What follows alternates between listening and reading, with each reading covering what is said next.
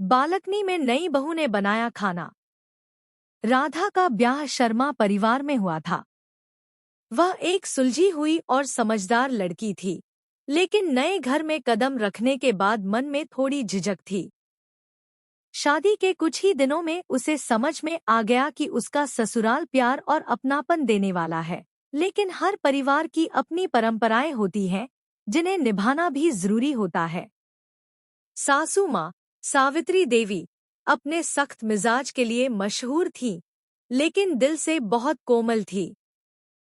ससुर जी रमेश शर्मा एक शांत और समझदार व्यक्ति थे। घर में दो देवर थे, अमन और रोहित, और एक ननद थी, प्रियंका। पूरा परिवार आपस में बहुत हंसता बोलता और एक दूसरे का ख्याल रखता था।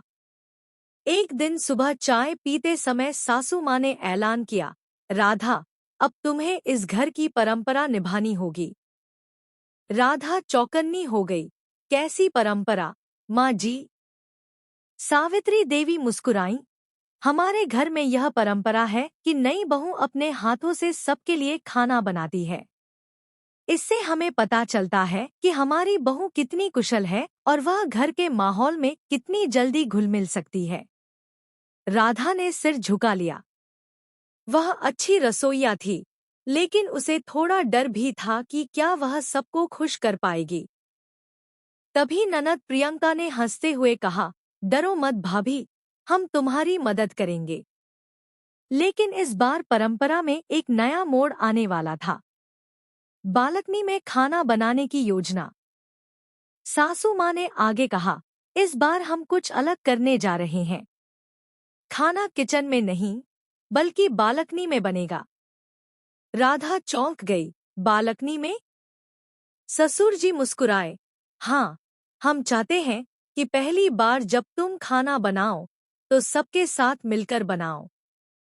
बालकनी में ताज़ी हवा में खाना बनाने का मजा ही कुछ और होता है। देवर अमन ने मजाक किया, और हाँ, अगर खाना जल भी गया तो धुआं सीधे आसमान में उड़ जाएगा। सब हंस पड़े और राधा की झिझक थोड़ी कम हो गई। उसने तय किया कि वह इस चुनौती को स्वीकार करेगी। खाने की योजना और तैयारी।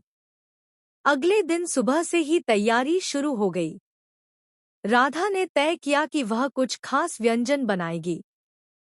मसालेदार पुलाव, गर्मागर्म आलू प्याज के पकौड़े, पुदीने की चटनी, ठंडी मीठी लस्सी, गुलाब जामुन। प्रियंका और देवर रोहित ने बालकनी को सजाने में मदद की। रंगीन झालरें, छोटे छोटे दिए और एक खूबसूरत सफेद टेबल क्लॉथ लगाया गया।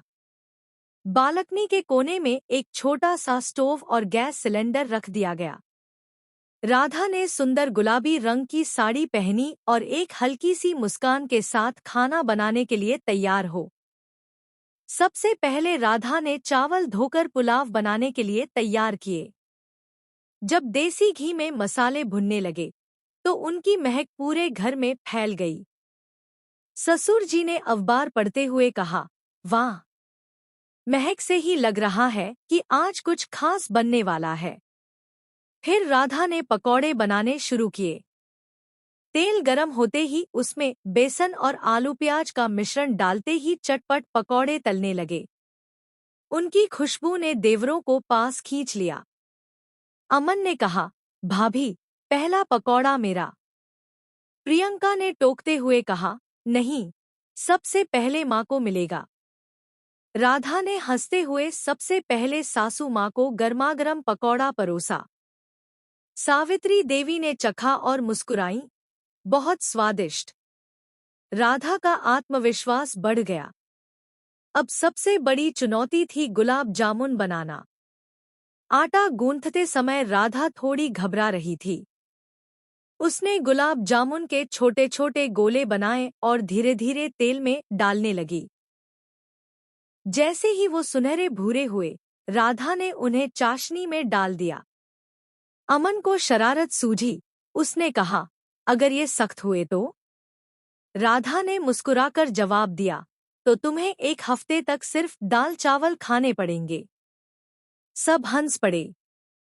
लेकिन जब गुलाब जामुन परोसे गए तो सभी ने उनकी तारीफ की। नर्म, रसीले और मीठे गुलाब जामुन खाकर सभी खुश हो गए। जब खाना पूरा हो गया तो सबने बालकनी में ही बैठकर खाया। ठंडी हवा चल रही थी, आसमान में चांद चमक रहा था और घर का माहौल बेहद खुशनुमा था। ससुर जी ने कहा, बहुत दिनों बाद ऐसा स्वादिष्ट खाना खाया है। सावित्री देवी ने प्यार से राधा को गले लगाया और कहा, आज से तुम इस घर की असली रसोई की रानी हो। राधा की आंखों में खुशी के आंसू आ गए। उसे महसूस हुआ कि यह घर अब उसका भी है। इस आयोजन के बाद यह परंपरा बदल गई। अब नई बहू हमेशा बालकनी में ही पहला खाना बनाती थी, ताकि वह खुले माहौल में परिवार के साथ घुल मिल सके। राधा ने न केवल अपने हाथों का स्वाद दिखाया, बल्कि एक नई सोच भी दी। परंपराएं बदल सकती हैं, अगर उन्हें प्यार और अपनापन के साथ निभाया जाए।